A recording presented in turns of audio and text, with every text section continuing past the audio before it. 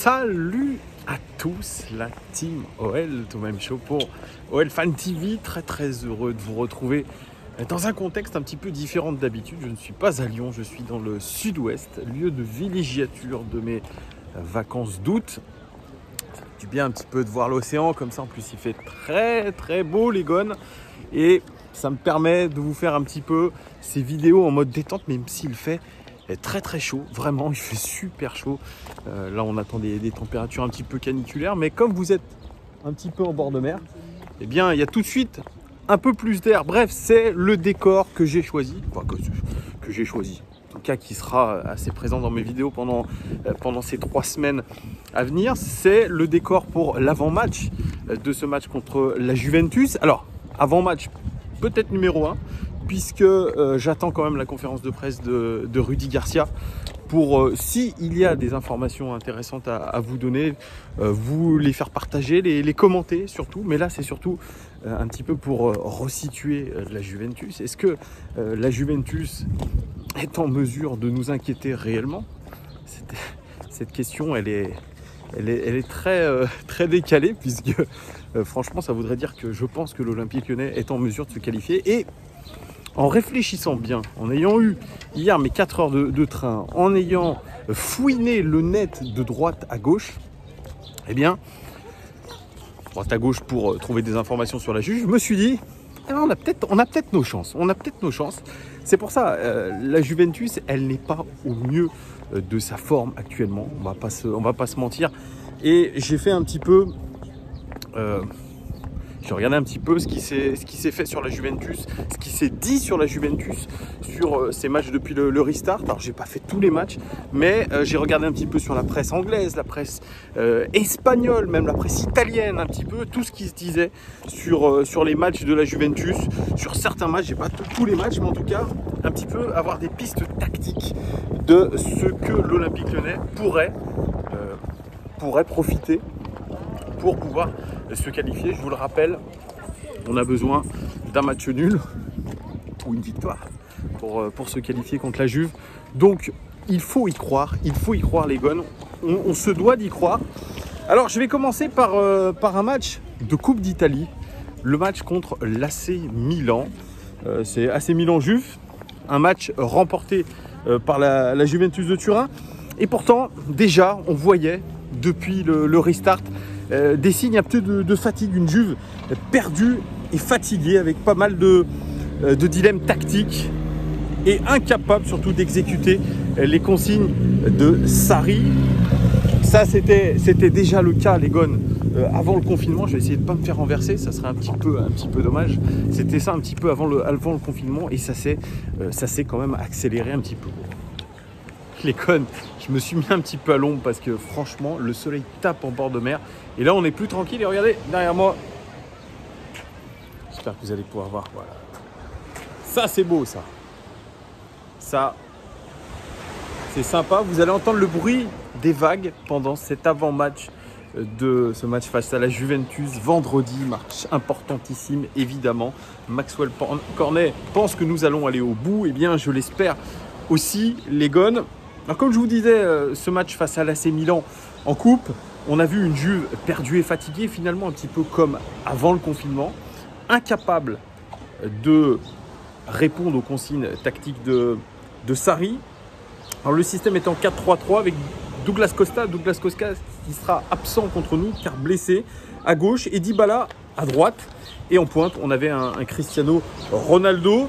Vous savez, Sarri en Angleterre, il a eu une petite expression considérant un petit peu son système tactique de possession. C'est le Sarri Ball qui a été mis en place sur ce match et qui vise notamment à étirer les lignes en faisant circuler le ballon sur toute la largeur pour trouver à chaque fois le moment où la Juventus va être en surnombre pour transpercer l'adversaire. Ça, c'est le Sarri Ball. Il a essayé de le mettre en place contre le Milan.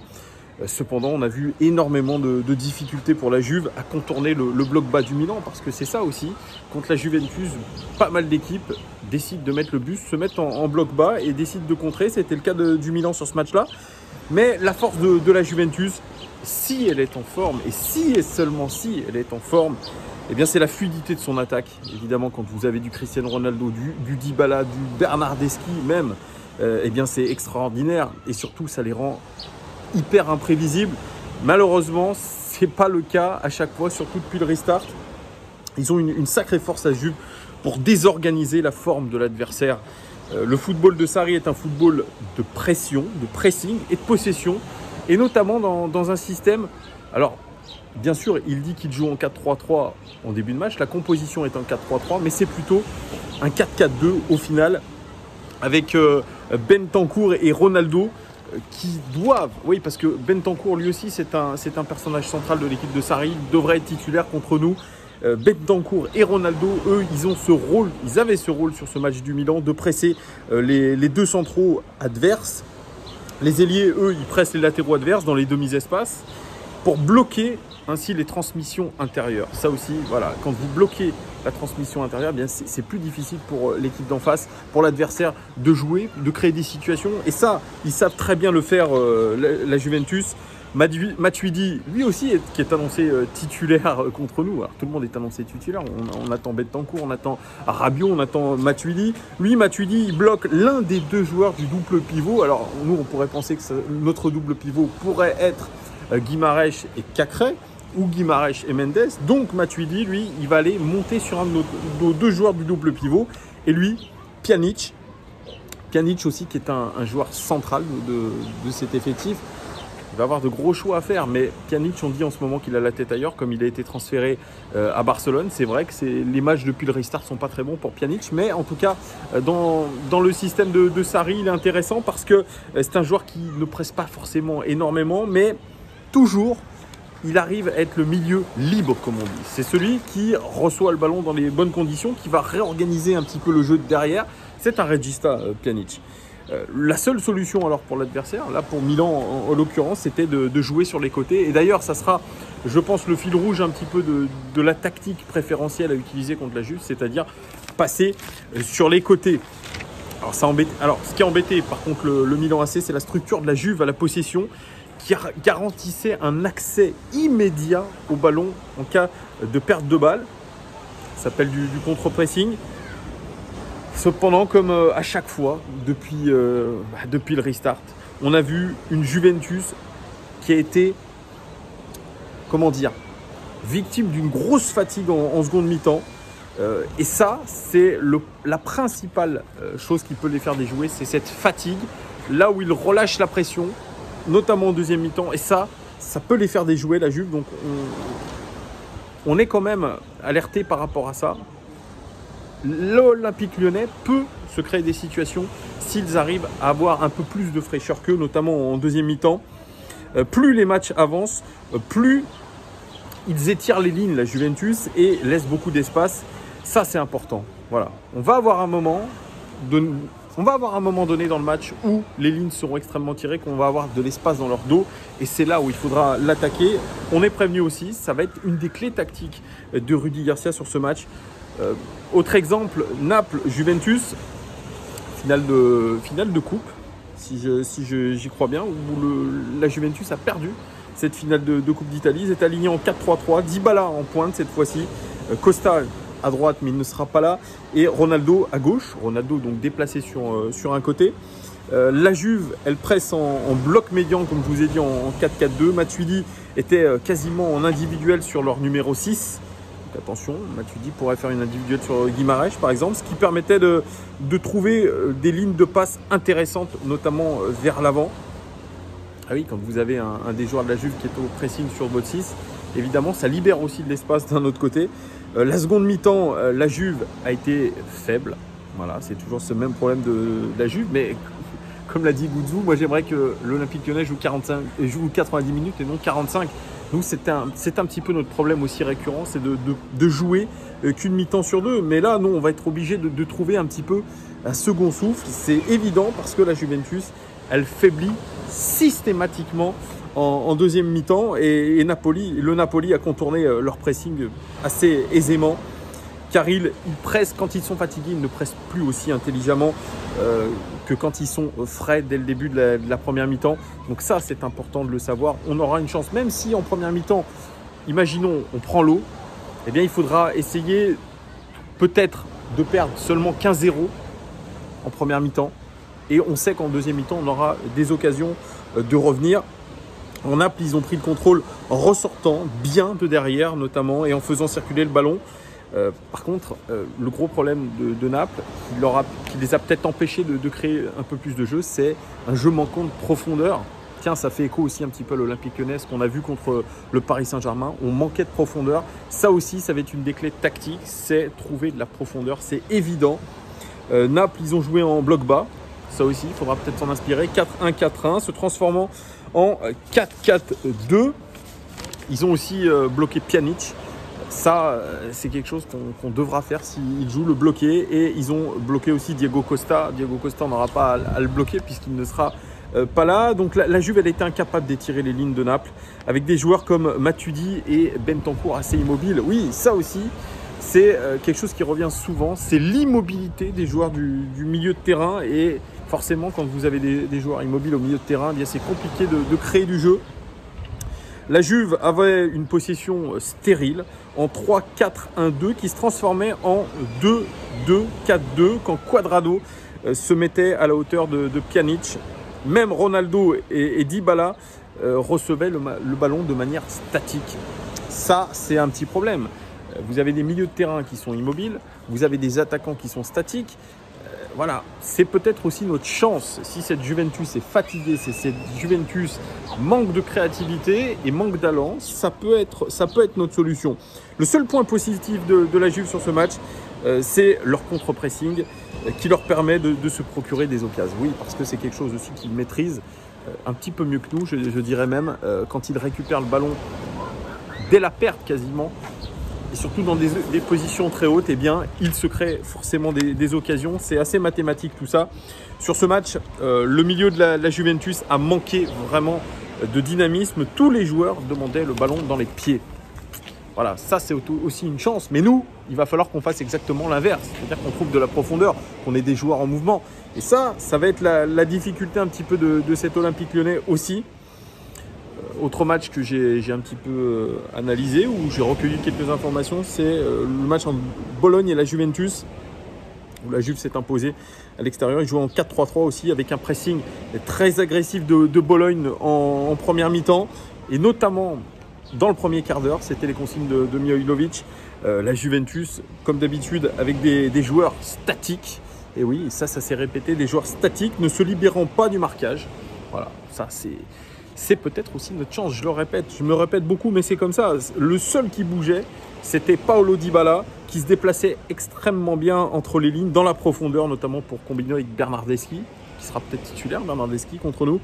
Ils attiraient le bloc de Bologne pour renverser de l'autre côté sur Ronaldo, qui était tout seul et qui, lui, se procurait des occasions. Ça, c'est une tactique aussi de Sarri, qui s'inspire un petit peu de l'Atalanta, j'en reparlerai un tout petit peu plus tard. C'est qu'ils attirent le bloc de l'adversaire sur un côté, et puis ensuite il trouve un relais au milieu de terrain pour changer complètement de côté, là où il y a l'espace libre et où il y a un Ronaldo assez libre. Rabiot qui revient très bien en ce moment dans cette Juventus, ça a été le plus actif des milieux, qui multipliait notamment les courses sans ballon, à la différence sur ce match d'un Bentancur plus statique. Attention aussi au fait que la Juventus vraiment attire toujours sur les côtés, notamment ce côté droit. Comme je vous disais, ils attirent beaucoup du côté droit parce qu'ils savent que sur le côté gauche, il y a Cristiano Ronaldo seul. Rarement la Juventus s'est installée dans le terrain adverse. Si c'était le cas, alors là, Bologne, eux, ils se mettaient en 4-5-1. Ils n'ont jamais poussé très haut. Ils étaient surtout en 4-4-2 médian. Bloc médian, ça il faut le retenir. Ils sont en bloc médian, la Juventus. Les milieux n'ont pas assez soutenu les attaquants de la Juventus. Pas assez de courses dans la surface de réparation, notamment, restant souvent en place, à plat. Et même s'ils se sont exposés à des lignes de passe dangereuses, eh bien, voilà, ça reste très plat, le 4-4-2 de Sarri. On peut dire que la Juventus, elle a souffert de fatigue et notamment d'attaques stéréotypées sur les ailes. Sur ce match, ils avaient une condition physique inquiétante. Oui, inquiétant, mais ils ont tout de même gagné. C'est un petit peu ce paradoxe de la Juventus, c'est que même s'ils ne sont pas très bons, ils gagnent. Contre le Torino, En dehors de la possession, la Juventus a mis un énorme pressing. Les 3 attaquants ont pressé haut les 3 défenseurs adverses. Sarri notamment demande à un de ses milieux de décrocher pour aider la ligne défensive de 4. Alors bien sûr, vous avez une ligne défensive qui est très forte, ok, mais vous avez une équipe coupée du reste. C'est-à-dire que vous avez une ligne défensive et une ligne d'attaque. Donc vous avez un énorme gap au milieu de terrain que vous pouvez exploiter. Les attaquants, dont Dybala, ne revenaient pas assez vite. Bentancur, lui, se retrouvait souvent en 2 contre 1. Ça aussi, ça pourrait être exploité. La même chose pour Cristiano Ronaldo, pas assez impliqué défensivement, qui laisse de l'espace dans son dos et qui force notamment Rabiot ou Danilo à des incohérences d'intervention. Oui, ils ne savent pas comment intervenir. C'est un petit peu aussi le problème de ces attaquants stars qui ne défendent pas. C'est que derrière, vous avez... qu'est-ce que vous faites? C'est un petit peu la question. La Juventus, elle essaye par tous les moyens d'avoir un homme libre au milieu de terrain. C'est souvent Pjanic. Comme d'habitude, on a eu une Juventus qui a levé le pied et a été moins précise dans son jeu de possession. Lui, Pjanic, il ne fait pas toujours le contre-pressing quand il le faut. Il est un petit peu feignant là-dessus. C'est quelque chose que j'ai vu aussi en regardant les matchs de la Juve. Un Pjanic un petit peu déconnecté du reste de son équipe. Le milieu de terrain de la Juve, cependant, était un petit peu mieux offensivement, mais moins bien défensivement, souvent battu par des passes verticales. Voilà ce qu'il faudra faire aussi, les Gones. Essayer de jouer la verticalité. Ça va être extrêmement important de jouer comme ça dans ce tempo-là. Autre match, mais la Juventus là l'a perdu d'une manière absolument hallucinante. C'est ce match de championnat contre l'AC Milan. Ils ont perdu 4-2. Malgré un gros pressing du Milan, la Juve n'a quasiment jamais cédé. C'est ce qui est plutôt bizarre. C'est pour ça qu'ils ont fait un bon match, mais au final, ils ont été plantés complètement par cette équipe du Milan qui était très réaliste. Le gros point nord, c'est un pressing peu collectif, notamment avec un Higuaín et un Ronaldo assez en dilettante. Voilà, c'est un petit peu le problème de ces stars de la Juve qui sont en dilettante, un petit peu comme nous, Depay qui dit qu'il ne peut pas faire, les efforts défensifs parce qu'il a une trop grosse musculature et il a besoin d'être mis dans les bonnes conditions. C'est un petit peu la même chose à la Juve. Alors elle était souvent en bloc médian, comme je vous l'ai dit, en 4-4-2. Comme la Juve a une structure défensive orientée ballon, comme on dit, il y a toujours de l'espace sur les ailes. Il faudra vraiment les Gones s'en inspirer. Comme d'habitude, la Juventus a baissé le pied et a subi sans vraiment aller au pressing. Pire, ils se sont retrouvés acculés sur leur but, rendant leur défense absolument imprévisible. Ça, c'est aussi une ligne directrice depuis le restart. C'est l'imprévisibilité l'imprévision de leur défense dans des situations où ils sont carrément acculés sur leur but. Et ça, c'est peut-être une de nos chances aussi. Milan a trouvé le chemin du but en surchargeant la surface de réparation de la Juventus de Turin. Et la Juve a commencé à presser en 4-4-2 après un triple changement de Sarri. Et Sarri, il a été obligé vraiment de modifier son équipe, mais ça n'a pas vraiment fonctionné. Donc vous voyez, il va falloir mettre de la présence dans la surface de réparation, ce qu'on n'est pas trop capable de faire actuellement. Mais il y a des pistes, Et puis ce match face à l'Atalanta, pour moi, qui est un match énorme. C'était un très beau match que j'ai vu, 2 partout entre l'Atalanta et la Juve. La Juve se sauve sur 2 pénaltys de Ronaldo quand même, mais quel match! Et notamment face à une Atalanta qui a un football extrêmement léché. Alors là, ils sont un petit peu, pas en perdition, je dirais, mais avant le match contre le PSG, ils ont des blessés, ils ont des incertitudes, ils ont eu des contre-performances sur les derniers matchs du championnat. Mais en tout cas, si on pourrait. Il faudrait s'inspirer de la tactique de l'Atalanta. Je sais que c'est utopique, mais en tout cas, cette Atalanta est formidable. Alors Bentancur, lui, quand il joue intérieur, c'est un formidable relayeur à la Juventus. Il trouve toujours des relais avec l'ailier, avec l'attaquant. Ça va être un élément central. Il sera titulaire, je pense, contre nous, vraiment. Selon la position de Dybala, Bentancur arrive toujours à créer une ligne de passe assez intéressante. Il est très fort dans la vision du jeu, Bentancur. C'est assez incroyable. Et surtout, il est très à l'aise avec Dybala. Donc attention à ce duo. A contrario, lui, alors Rabiot, même s'il est très fort depuis le restart, il est un petit peu mono-jeu, si je puis dire. Il a un style qui est très bizarre. Il est instinctivement attiré par la profondeur. Il va prendre le ballon, il va aller tout droit, Adrien Rabiot, sans proposer, par exemple, comme le fait Bentancur dans le demi-espace. Il va prendre le ballon, il va aller tout droit. C'est un petit peu son style. Il est devenu un impact player un petit peu, Adrien Rabiot. aucune autre option pour faire progresser le jeu que des passes directes à Dybala. Voilà, c'est un petit peu ce qui résume Adrien Rabiot. Quand la Juventus n'arrive pas à mettre son jeu en place, elle envoie des ballons directs sur ses attaquants. Ça aussi, ça peut être intéressant de les faire déjouer et qu'ils arrivent à balancer des ballons sur les attaquants et que nous on défende bien. Ça peut être une belle solution aussi. L'Atalanta avait choisi un marquage sur l'homme individuel et la Juventus n'a pas réussi à garder sa structure, se basant sur la qualité de dribble de Dybala dans les half spaces. Voilà, alors Dybala, je le répète, c'est le meilleur joueur, élu meilleur joueur du championnat italien, les Gones. C'est quelqu'un il sera là, hein, il sera bien là, il est dans le groupe de la Juve, il était blessé, mais il sera bien là. Il faudra voir son niveau physique, mais qu'est-ce qu'il est intéressant dans les petits espaces dos au jeu, il est vif, il est technique, donc c'est peut-être l'un des joueurs centraux de cette équipe aussi de la Juve. Ils ont des individualités absolument énormes. La Juve sur ce match-là, elle a fait de l'anti-Sarri, tout simplement. Des actions individuelles et des ballons longs, tout ce que Sarri déteste.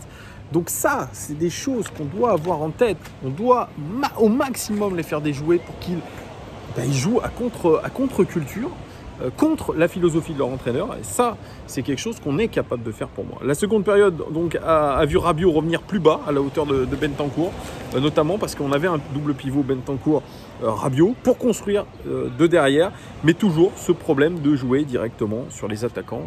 Et oui, et ça a été le gros piège dans lequel est tombée la Juventus. L'Atalanta a fait marcher sa stratégie en faisant des surmontes sur les ailes. Ça, c'est leur stratégie classique, avec 3 joueurs capables de combiner en même temps pour offrir de la largeur et de la profondeur. Papu Gomez, qui est l'international argentin, qui est vraiment le maître à jouer de cette équipe, était seul au centre du terrain pour orienter à droite ou à gauche. Donc vous enfermez les mecs de la Juve à droite ou à gauche sur le terrain, vous trouvez un relais qui peut être Guimarães, et puis Guimarães ou Aouar, et puis voilà, il oriente tout simplement. Ça a l'air simple comme je le dis, mais c'est hyper compliqué. Cela a mis la Juventus hors de position, ce qui crée beaucoup d'espace. En gros, l'Atalanta avait une stratégie en losange sur les côtés. Alors, le principe qu'on devra mettre en place contre la Juventus, je pense, c'est profondeur, largeur, relais à l'intérieur du jeu et couverture. Ça sera la clé aussi pour moi de ce match-là. L'OL devra utiliser aussi le fait que leurs attaquants ne défendent pas. La Juventus défend toujours en 4-4-2 avec beaucoup de passivité, surtout quand leur double pivot se replie sur la ligne défensive.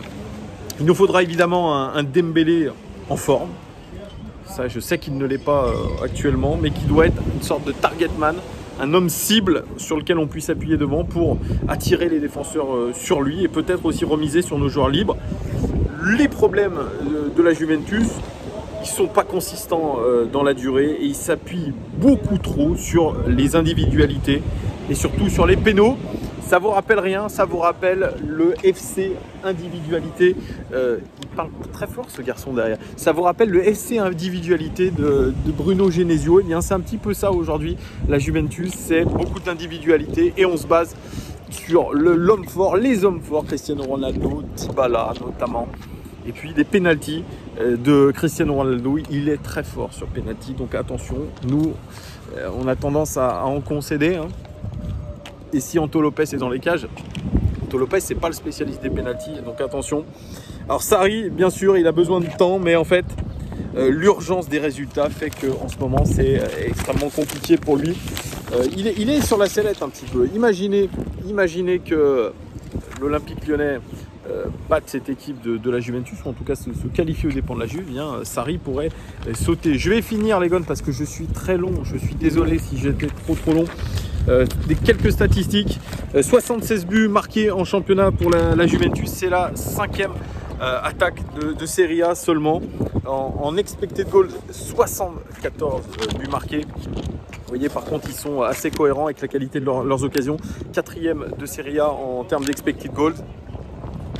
En termes défensifs, parce qu'on a beaucoup tapé sur la défense de la Juve, 43 buts encaissés, c'est la 3e meilleure défense de Serie A. Ils auraient dû en encaisser 41. Vous voyez, ils sont aussi cohérents par rapport aux occasions encaissées. C'est la 2e en termes d'expected goal encaissés de Serie A. Donc c'est une bonne équipe, la Juventus, bonne équipe défensive.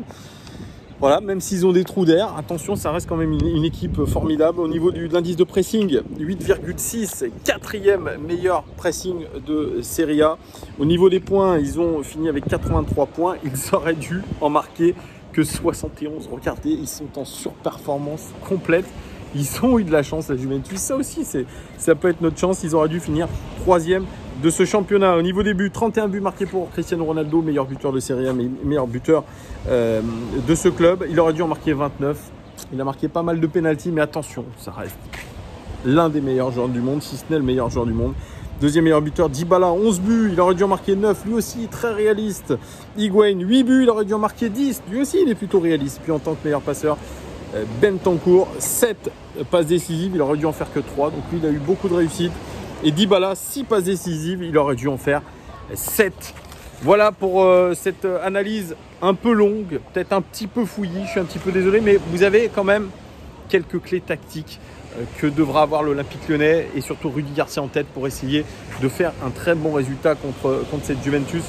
On va voir ce que ça va donner. En tout cas, je suis un petit peu plus confiant. Je ne sais pas pourquoi. Ma confiance, elle varie de jour en jour. Je pense que l'Olympique Lyonnais est capable réellement de faire quelque chose là-bas. Si on est sérieux, si on est consciencieux, je pense qu'on a notre chance. En tout cas, avec ce but d'avance, merci Lucas Touzard. Je pense qu'on peut essayer d'être plutôt positif. Voilà, c'est pour ça que je vois l'Olympique Lyonnais faire un match nul de partout du côté de la Juventus de Turin avec but de Moussa Dembélé et un but de Memphis Depay. Voilà, dites-moi vous tout ce que vous pensez en commentaire. Est-ce que vous croyez à l'exploit ou non? Rendez-vous peut-être ce soir ou demain pour une vidéo peut-être où je vais commenter ce qu'aura dit Rudy Garcia en conférence de presse. Rudy Garcia et Maurizio Sarri. Voilà, merci à vous les gones. Je vous dis à très très vite. Profitez de vos vacances, reposez-vous, détendez-vous et à très bientôt. Ciao!